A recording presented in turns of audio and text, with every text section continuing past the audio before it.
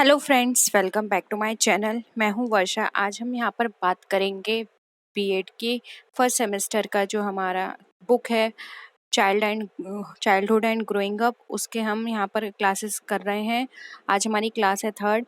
इससे पहले हमने 2 क्लासेस कर ली हैं। इससे पहले के जो भी हमारी चीज़ें थी वो हमने डिस्कस कर ली थी। अगर आपने नहीं देखा है तो प्लीज़ उसे जाके ज़रूर देख लीजिएगा। अब स्टार्ट करते हैं यहाँ पे बाल्यावस्था का प्रत्यय। देखिए यहाँ पर अ, आपने अब तक पढ़ लिया शैशवावस्था के बारे में और बाल्यावस्था के बारे में, ठीक है। अब यहाँ पर बताया गया है, एक बार फिर से थोड़ा सा रिवीजन कर लेते हैं। शैशवावस्था और जो प्रौढ़ावस्था होती है उसके बीच की अवस्था बाल्यावस्था कहलाती है, जो कि हमारी 2 से लेके 12 वर्ष तक की होती है, ठीक है। अब इसको भी फर्दर डिवाइड किया गया है 2 से लेके 6 तक, फिर 6 से लेके 12 तक, ठीक है। यानी कि बाल्यावस्था, प्रारंभिक बाल्यावस्था और उसके बाद की बाल्यावस्था, ठीक है।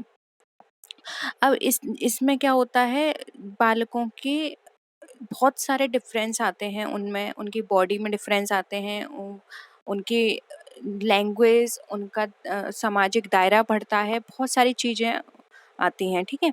अब यहाँ पर अगर हम देखें तो कुछ आधारभूत मूल्य और कौशलों की आधारशिला रखी जाती है इस उम्र में। मूल्यता, जो बालक जो होते हैं अपने परिवार से संस्कार के रूप में बहुत सारी चीज़ें सीखते हैं, जो कि वो अपने आसपास के माहौल से सीखते हैं, अपने घर से, फिर जहाँ वो अपनी औपचारिक शिक्षा लेने जाते हैं वहाँ से सीखते हैं, ठीक है। और अनौपचारिक शिक्षा हमें उनको परिवार से मिलती है।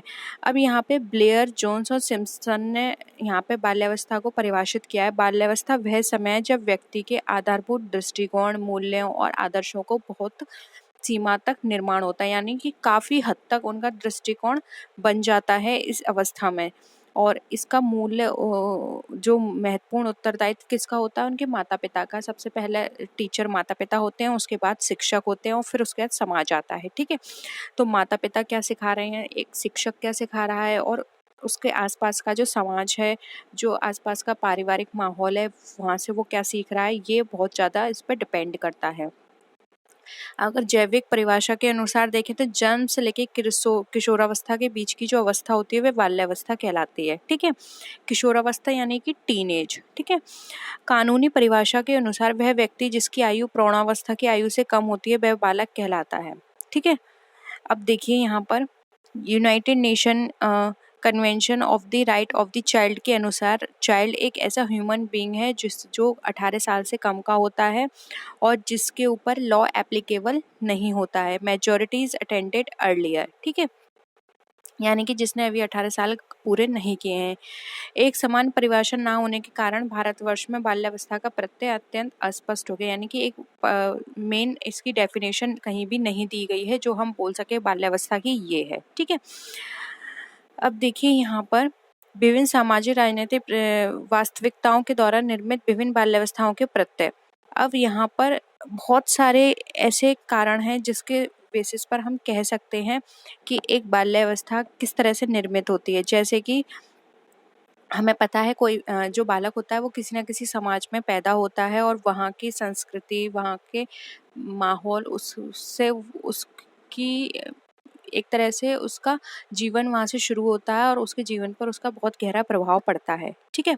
बाल्यावस्था का प्रत्यय समाज के विभिन्न दायरों से आता है और वो उसमें रहना सीखता है, उसके अनुसार बोलना, चालना, रहना, करना, सब कुछ उसके हिसाब से उसका रहता है।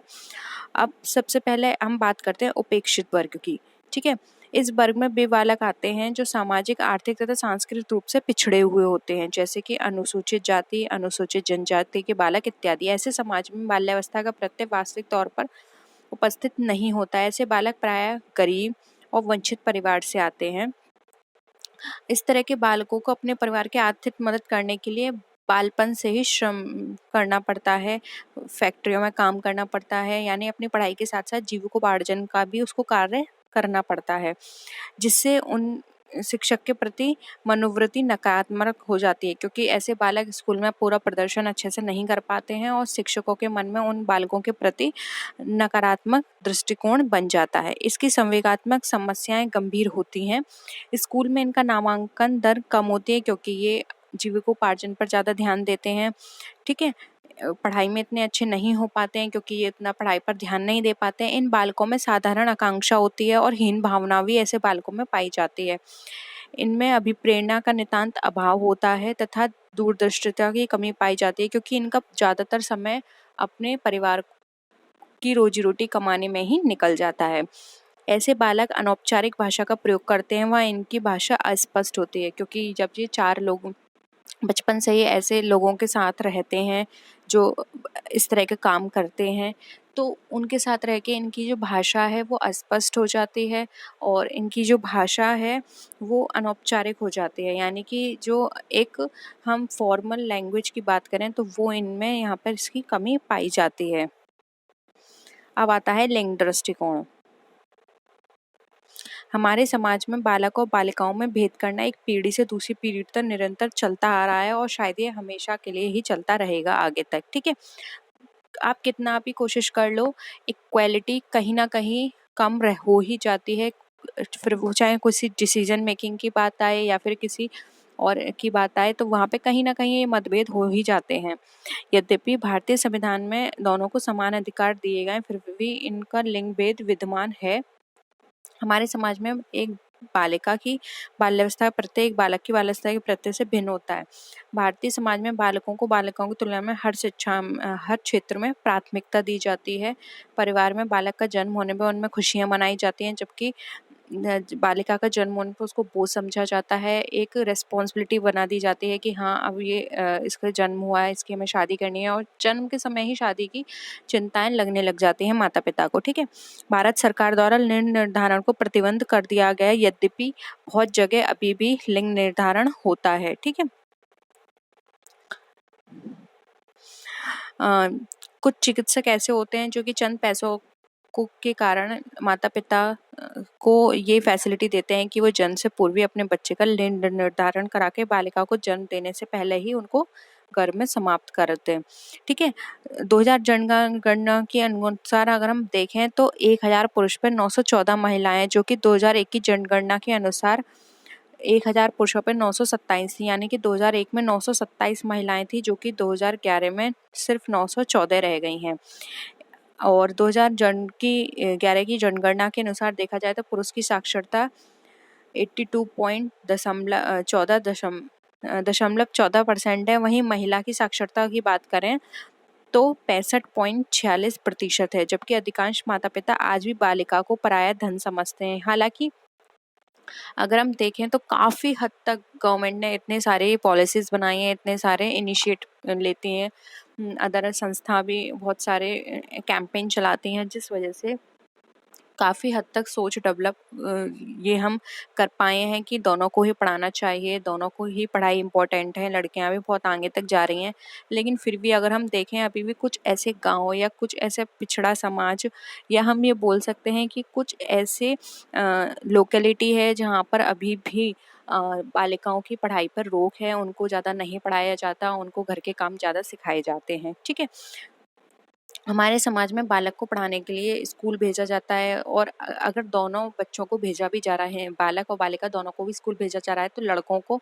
अच्छी शिक्षा दी जाती है, जबकि लड़कियों को बस प्राथमिक शिक्षा दे दी जाती है, या फिर उनको सरकारी स्कूल में पढ़ाया जाता है और लड़कों को प्राइवेट स्कूलों में पढ़ाया जाता है। तो इस तरह की चीज़ें होती हैं अभी भी बहुत जगह। हम ये नहीं कह रहे कि हर जगह होती हैं, लेकिन अभी भी बहुत जगह होती है। ठीक है, तो ये सारी चीज़ें हैं। इन सब चीज़ों को तो आप खुद भी बहुत सारी चीज़ें बना के लिख सकते हैं। बहुत ही सिंपल है ये आपका पूरा चैप्टर, ये पूरा जो सब्जेक्ट है ये बहुत ही इसी तरह से है। तो आप ये छोटी-छोटी चीज़ें खुद भी थोड़ा बहुत समझ के काफ़ी कुछ अपने एग्ज़ाम में लिख सकते हैं।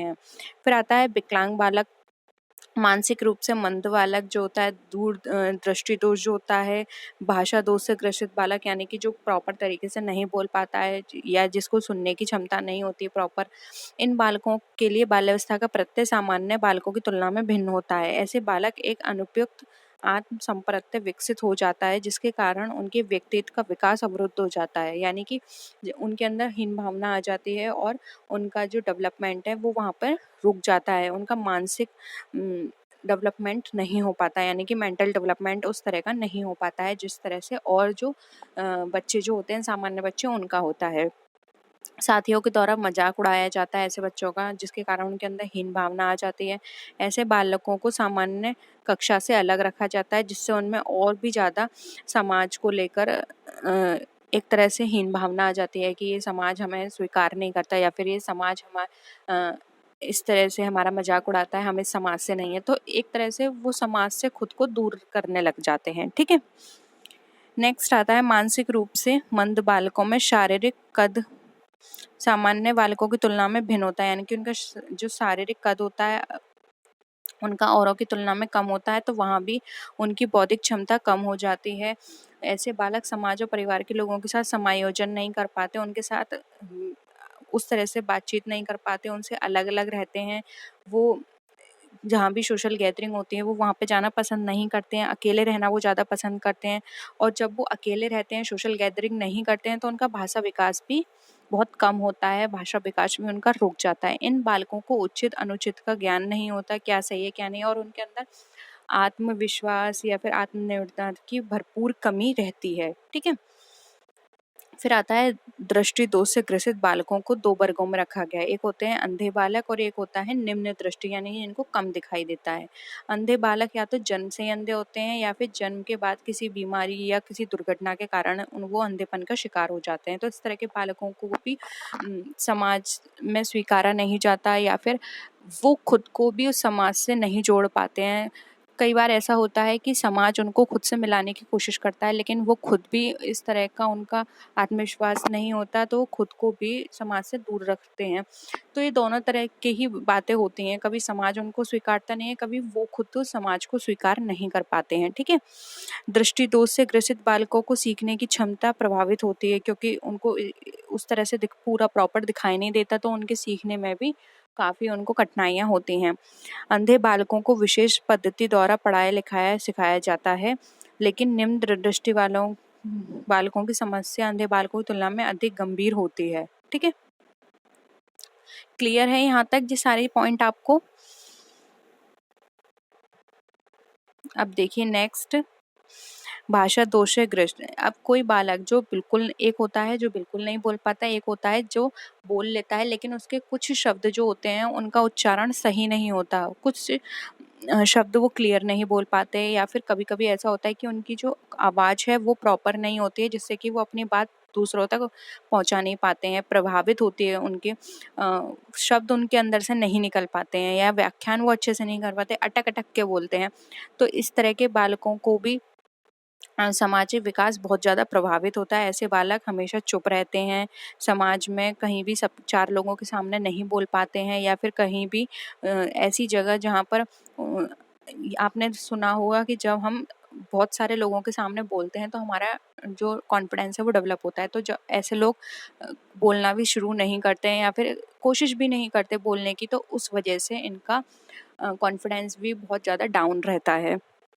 गूंगे बालक चाहकर भी अपनी इच्छा को अर्थपूर्ण भाषा में अभिव्यक्त नहीं कर पाते, क्योंकि वो बोल नहीं पाते, तो बहुत सारी बातें हैं वो अपने मन में ही रखते हैं, और अपने मन में रखने के कारण भी उनके अंदर हीन भावना आती है। उच्चारण दृष्टि दोष वाले बालक शब्दों का गलत ढंग से उच्चारण करते हैं, जैसे चोटी को रोटी कहना, चाल को झाल कहना। आवाज संबंधी दोष भी होता है उनमें। कुछ बालक नाक से बोलते हैं, जिससे उनकी आवाज़ बहुत ही ज़्यादा कर्कश लगती है, जिस कारण वो हर जगह बोलने में भी घबराते हैं। ठीक है, फिर आता है श्रवण संबंधी दोष से ग्रसित बालक। ये बालक को भी दो भागों में बताया गया। एक है जो पूर्ण रूप से श्रवण शक्ति उनकी खराब है, और एक होता है आंशिक। ठीक है, यानी कि वो कम कम सुन सकते हैं। तो जो पूर्ण रूप से ग्रसित बालक होते हैं वो उनको विशेष हम बोल सकते हैं मशीन के द्वारा उनको हेल्प की जाती है। ठीक है, जिससे उनको थोड़ा बहुत समझ में आ जाए, जबकि आंशिक रूप से ग्रसित बालक प्रवर्धक का प्रयोग करके दूसरों की बोली को समझ लेते हैं। यानी यहाँ पर ये कहा जा रहा है कि जो पूर्ण रूप से होते हैं वो उनको बहुत दिक्कत आती है, क्योंकि वो मशीन से भी नहीं सुन पाते, लेकिन अगर किसी को थोड़ा थोड़ा सा भी सुनाई देता है तो वो मशीन की हेल्प से और भी ज़्यादा सुन सकते हैं, और अपनी बातों को दूसरों को समझा सकते हैं। दूसरों के स्वर को अगर कोई ऊंचा आवाज में बोलता है तो उसको भी वो सुन सकते हैं। ठीक है, विभिन्न राजनैतिक वास्तविकताओं के दौरान निर्मित बाल्यावस्था के प्रत्यय, यानी कि यहाँ पर ये कहा गया है कि जो राजनैतिक जो वास्तविकताएं होती हैं उसके दौरान भी बाल्यावस्था में बहुत सारे प्रत्यय होते हैं। जैसे कि हमारे देश में बालक और बालिकाओं के केंद्र में रखते हुए अनेक राजनीतिक कदम उठाए गए हैं। जैसा कि मैंने बताया, सरकार बहुत सारे कानून बनाती है, बहुत सारी पॉलिसी लेकर आती है ऐसे बालकों के लिए, उनकी बाल्यावस्था के लिए। जैसे कि सरकार ने कहा है कि जो बाल्यावस्था की उम्र है वो 14 वर्ष से कम है, 18 वर्ष से कम हो तो किसी कानून या पॉलिसी में 21 से कम है तो, यानी कि कहीं कहीं पर बालकों के लिए 18 एज रखी गई है, कहीं 21 रखी गई है तो कहीं 14 रखी गई है। सरकार ने भी बहुत सारी पॉलिसी बनाई है बालकों को लेके, जिससे उनका सर्वांगीण विकास हो सके, वो समाज को आगे बढ़ा सकें, समाज के लिए कुछ कर सकें और साथ ही साथ उनका ओवरऑल डेवलपमेंट भी हो पाए। ठीक है। अगर हम बात करें नेशनल पॉलिसी फॉर चिल्ड्रन के लिए, तो उसमें समानता लाने के लिए भारत सरकार ने बहुत सारे कानून बनाए हैं। जैसे कि 18 वर्ष से कम आयु का कोई भी व्यक्ति बालक कहलाता है। ठीक है। और बाल्यावस्था जीवन का महत्वपूर्ण अंश है, जिसमें ये कहा जाता है कि उनका सर्वांगीण विकास होना चाहिए, बहु क्षेत्रीय विकास हो। ठीक है। और वो समाज के साथ समावेशित करे, समाज के साथ उठे बैठे, समाज के साथ खुद को एक तरह से उनके साथ इस तरह से अपने आप को जोड़ के रखे, जिससे कि आगे जाके वो समाज के लिए कुछ ना कुछ कर पाए। ठीक है।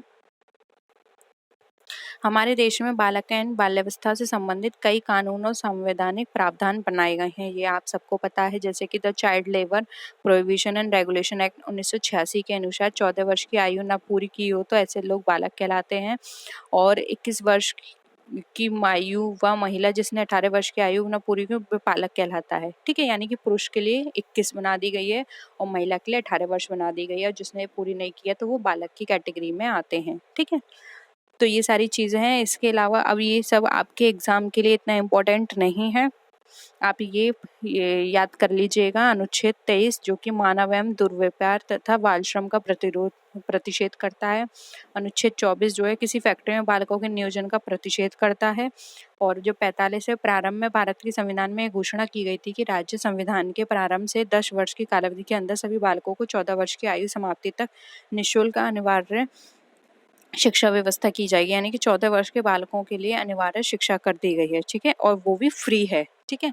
क्योंकि बहुत सारे ऐसे परिवार होते हैं जो अपने बालकों को शिक्षा नहीं दे पाते हैं, तो उनके लिए गवर्नमेंट की तरफ से बहुत सारे इस तरह के प्रोग्राम भी बनाए गए हैं जहाँ पर वो फ्री में उनको शिक्षा दिला सकते हैं। ठीक है।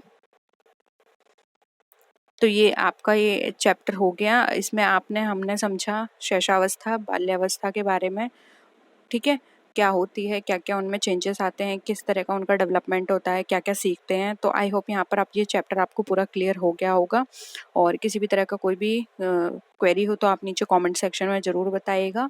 नेक्स्ट वीडियो में मिलते हैं, तब तक के लिए टेक केयर, बाय बाय।